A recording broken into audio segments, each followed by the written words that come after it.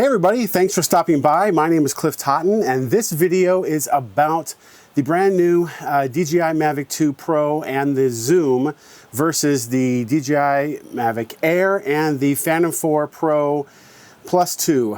So what I'm doing in this video is really just one thing. It's a resolution, sort of a deep dive analysis of these cameras. Now, there's a lot of things that go into buying a drone and what drone you want to get and what it has, a lot of features. I'm not going to cover anything about the OcuSync or the foldability, the portability. I'm not going to talk about how the drone flies or any of the features about the drones, any of them. And I'm not even going to talk about dynamic range right now. Honestly, 50% of you probably don't even give a damn about resolution. You might say, well, it's 4K versus 1080.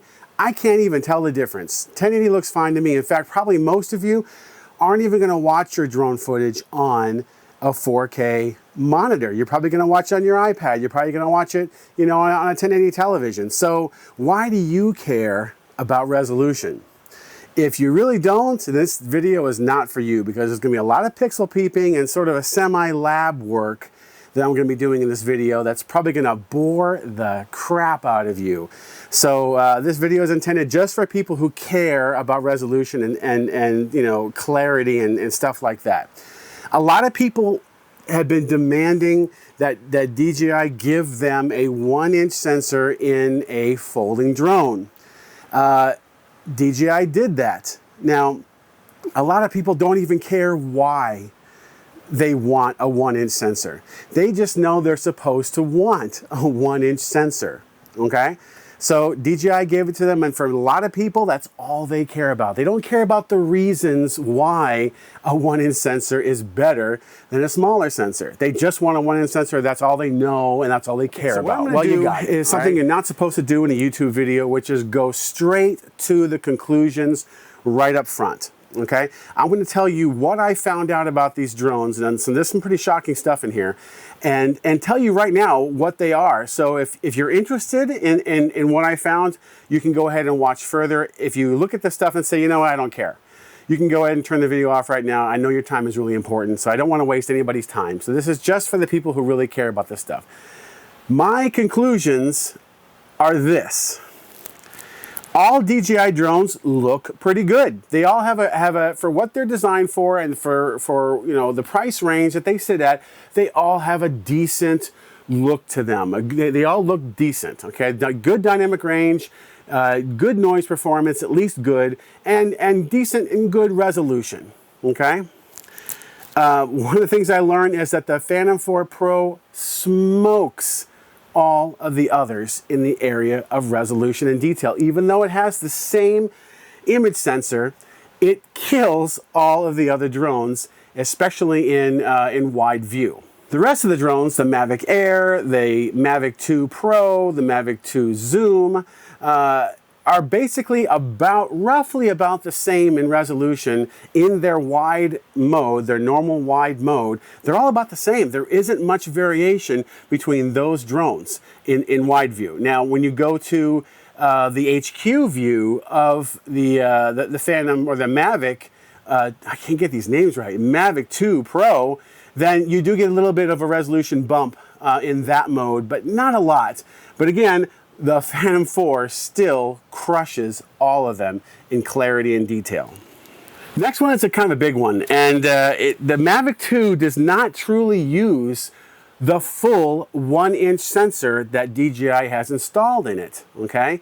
It's only using a fraction of that in both modes, whether it's in FOV mode, which is the full wide mode, or it's HQ mode.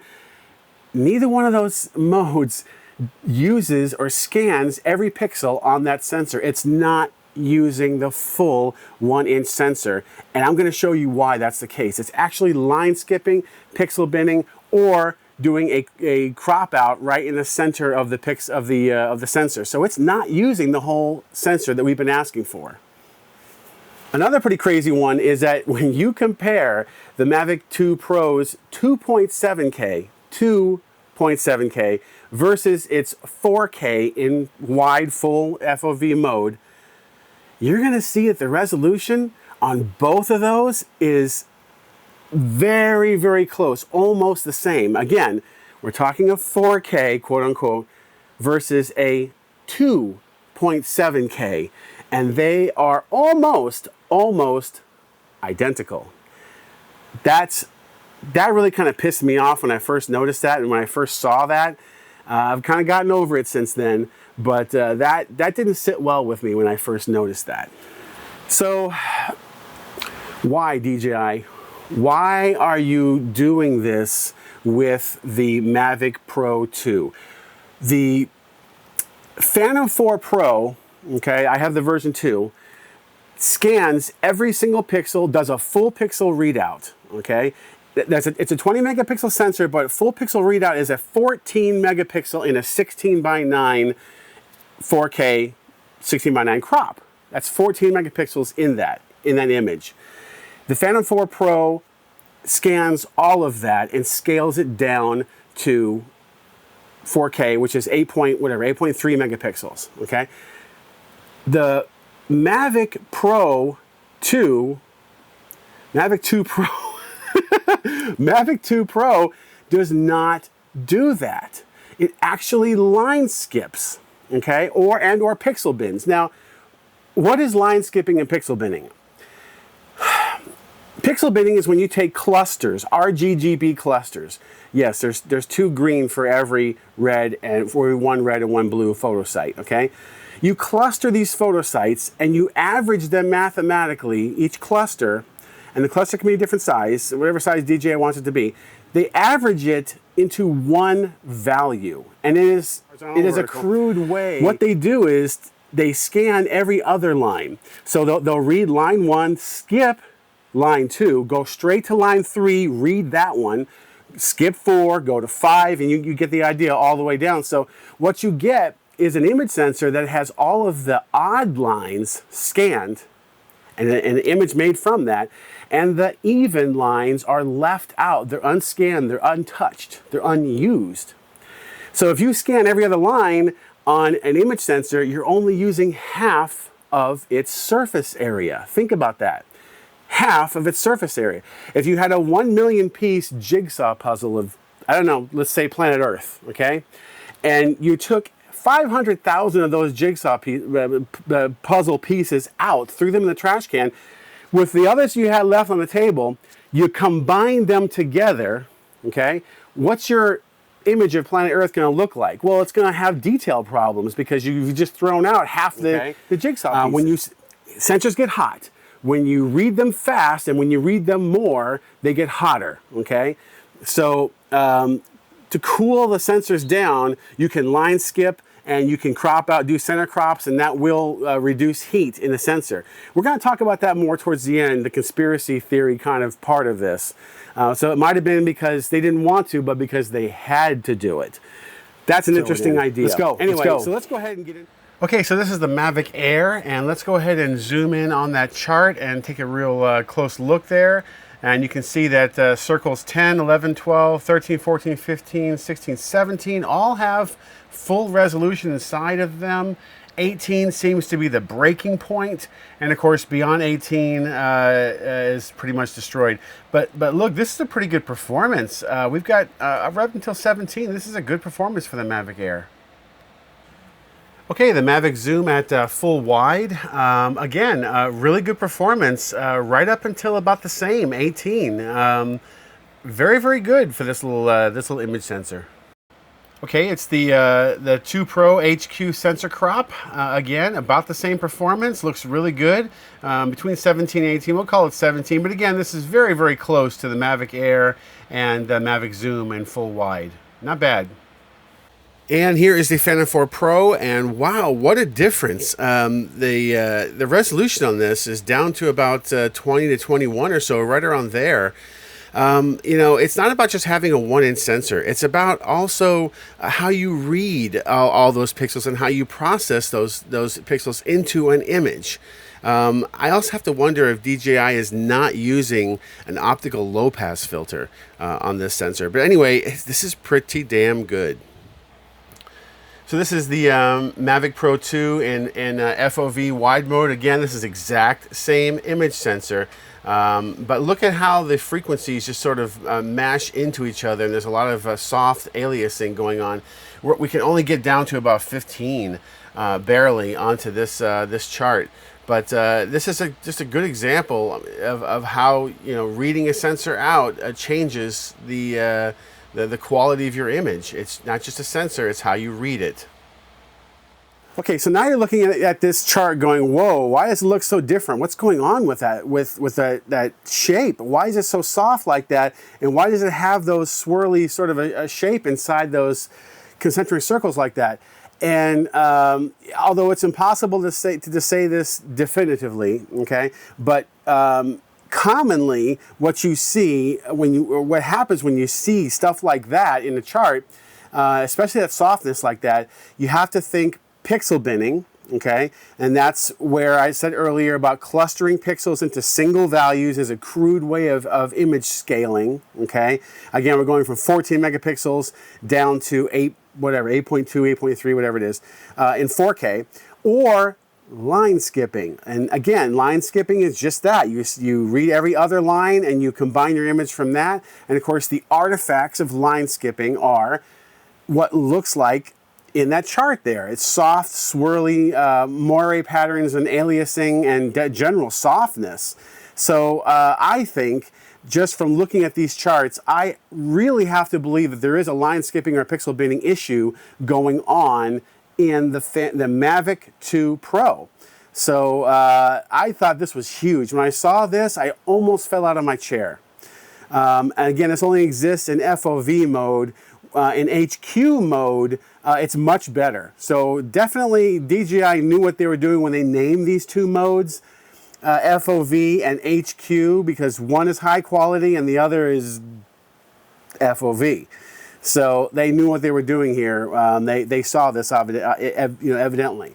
So we're going to talk more about why I think they're doing this. And I think the reasons are kind of important toward the end of this video. So let's keep on going here. So this is just a side-by-side quad view of these three drones, and you can see where they resolve to and where they break at, and kind of compare. It's pretty easy to see when you see them all together like that. So I just want to put these both side by side and really point out that they are both using the same sensor, and it should be scanning the same number of pixels in the same way, but they are clearly not at all scanning that sensor the same way.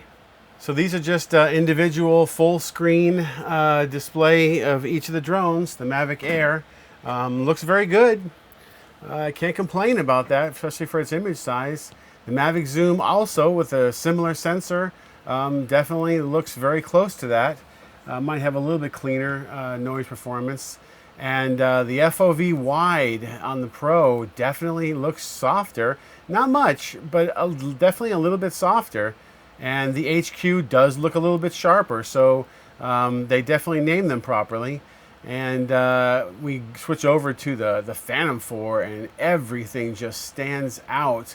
Much more detail. This is not just sharpness, this is actual detail. And zooming in here to our Super Bowl 44 pot there, and doing some more comparisons, and that FOV wide is just getting spanked by the Phantom 4 Pro V2. In order to get really anything clear and sharp and detailed out of the Mavic Pro, you have to use that high quality mode that they gave us. So really FOV mode just doesn't even look as sharp as the other cameras in their wide mode. I thought this was pretty striking. So in HQ sensor crop mode, the Mavic-II does get closer to the Phantom 4 Pro in resolution, but still the Phantom 4 Pro is the clear winner. And it's very important to know that the Phantom 4 Pro is using the entire 1-inch sensor, while the Mavic Pro 2 is only using a smaller portion of that sensor. They're not even giving you a full 1-inch sensor in the best mode that it's got. Meanwhile, the Phantom 4 is. You're getting a full 1-inch sensor. So here are the three Mavics stacked together. in their widest mode. I prefer 24mm over 28 any day. But you can see they're all very similar. There isn't a huge difference. You can definitely see that the Mavic Pro's 1-inch sensor is cleaner, even though it's not scanning all of the photo sites. Those photo sites are still larger, and they do have a better signal-to-noise ratio, so you are getting better noise performance on that Mavic-II Pro. And here is the very last sample that I've got. This is the 4K FOV full wide mode versus the Mavic Pro 2's very own 2.7K mode. Now, if I didn't put the indicators there at the bottom, you probably wouldn't be able to tell much of a difference. There is a slight difference. It's not huge, but you got to understand something. One of them is quote-unquote 4K, line skipping, and the other is 2.7K.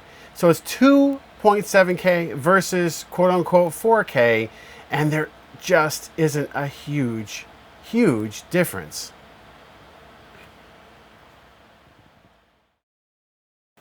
Okay, this is like a real controversial part of the video, and I'm going to talk about why I think DJI did this. They did line skipping and or pixel binning, but I think it's line skipping. Okay,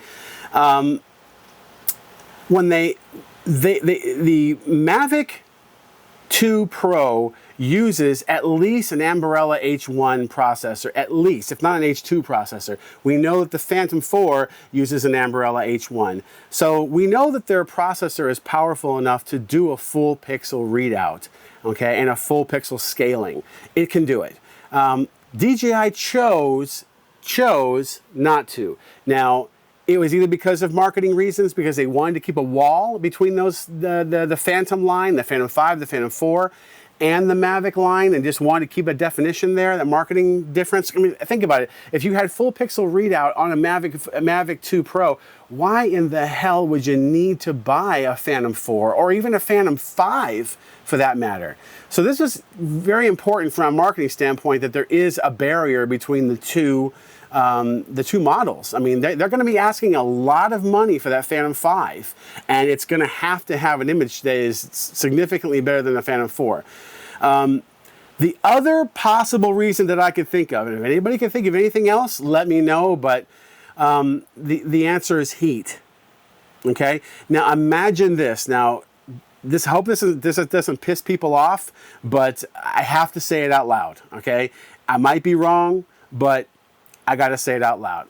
I have a feeling I think I might be right about this, but you have an event, the See the Bigger Picture event, and you have this whole thing ready to go, and you have your engineers come to you 2 weeks before the event and say, "Sir, we got a problem. We're burning up our 1-inch sensors on the Mavic-II Pro. They're overheating. They're burning up. Holy crap, what do we do?" Okay, now this is them using a full pixel readout. DJI postpones the event, calls up Ambarella, and says, "Guys, how do we cool these sensors down?" Now think about those two cameras. The Mavic-II Pro has a 1-inch sensor in a tiny cube, a little tiny cube, and that thing is packed in there with very little space or metal to wick the heat away. Now, what do we know about sensors? The faster you scan them and the more you scan them, the hotter they get. Look at Sony, the people that manufacture that sensor. Even they have a very hard time dealing with heat in their image sensors, okay? And that little sensor is it is really packed in a tiny, tiny little box, okay? If you look at compare the Phantom 4 Pro camera in size versus the little tiny Mavic-II Pro, if you just look at the back of both cameras, you'll be able to see that the back of the Phantom 4 Pro, it's probably about 3 or 4 times the surface area.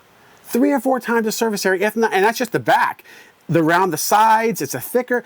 The whole thing can wick away heat much better than that little tiny little box that the Mavic-2 Pro has. So your engineers go to you and say, sir, we're burning up.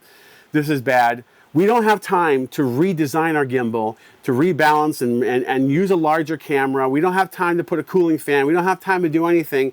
We're sort of backed into a corner. What do? You postpone the event, you call up Ambarella, and you say, guys, help us cool these sensors down. Ambarella says, look, there's two ways that you can cool an image sensor. Number one is slow the clock speed down. The clock speed is the time that it takes to read the first line all the way to the bottom line. It could be 20 milliseconds, it could be 30, 40 milliseconds. And that scan speed, the speed at which they scan those lines, the faster they clock it, the hotter it gets, okay? Faster is better though, because what happens is it helps you avoid rolling shutter. Rolling shutter is what makes straight lines turn into wobble, jello effect, okay? So if you slow that clock speed down, you're gonna get more jello. It's gonna be more like this. That's bad. Yes, it will cool your sensor. Sony does that on a lot of its cameras. They use a slow clock speed to keep the sensor cooler, keep it from overheating, okay? But if you do it, if DJI does it on a drone like this, people will freak out because it's gonna cause, especially when you pan left and right, and it's just gonna wobble like crazy. Okay, the slower you clock it. That's the first way to cool an image sensor. The second way to cool an image sensor is to scan less photo sites. Okay? If you scan less photo sites, whether it's by line skipping or doing a center crop where you're just using the middle of the sensor, if you line skip, you're only using half the surface area. If you only center crop, you're using only a small fraction, or a certain fraction anyway, of that image sensor's surface area. Both of those ways, it looks like DJI chose. They chose the clock speed's fast, so it does scan quick. So there's not really any rolling shutter problem, so they didn't pick that option. But it seems like they picked the other two options, okay, to control heat. So did they give their engineers 1 month to go back to Ambarella and have them reprogram a line skipping and FOV mode, okay? Get that figured out in the software, because it only would have been a software change. You don't have to do anything hardware to change that mode, the full readout mode. And then reschedule the event after they saw that it was working fine and their image sensors were running at a good temperature. I don't know. But it certainly looks to me that this could be the only. Why else would DJI do this? If it wasn't for the marketing side, if they really wanted to do full pixel readout because their image processor can do it, we know that, but they chose to go the other direction, it was either marketing or it was a heat problem. Heat. So I don't know the answer. Only DJI knows. There's probably only a handful of people at DJI who actually know the real answer. I hope it was a marketing decision and not a heat one, but it might have been. So anyway, I don't want people to think that I'm trashing the Mavic-2 Pro. I'm really not doing that, okay? I love that aircraft. The camera is good, it's solid, it has a good noise performance, okay? The signal and noise ratio is good, the dynamic range is good, all right? So it has a lot of great features. It just doesn't have the resolving power that the Phantom 4 Pro has. And I got a feeling that they're never gonna allow it to have that, either because of heat or marketing reasons, one or the other. So, anyway, I hope you got something out of this video. I'm sure it's gonna probably make a lot of people angry. And, you know, why are you doing this? Why are you putting drones on charts? And why are you looking so closely? Why are you paying so much attention to the images of this thing? Just go fly and don't worry about it. Yeah, for people like that, I get it. You know, there's probably, there's more people like that than people like me who are really into the imagery, you know, part of it. People just want a 1-inch sensor. They got it. A lot of people don't care why a 1-inch sensor is good. They don't even know. All I know is they're supposed to want it, and they scream for it, and they got it, and that's it. That's where it ends. They don't care about anything beyond that. So anyway, put your comments down below. There's a lot of material for people to really go apeshit over. So just go ahead and put all the comments down and fire up those flamethrowers, and you know, I hope you got something out of it. So I don't think there's probably any video on YouTube that does such a deep dive as what I did. Maybe there will be, maybe there is. I just haven't seen it yet. I've been looking around, haven't found any yet, but this gets pretty granular. So anyway, have a good one, and thanks for listening to my ranting. And if you like what you see, subscribe, and love to hear a lot of great comments down below, either thumbs up or thumbs down, love it or hate it, whatever it is. I can't wait to read it. All right, thanks guys.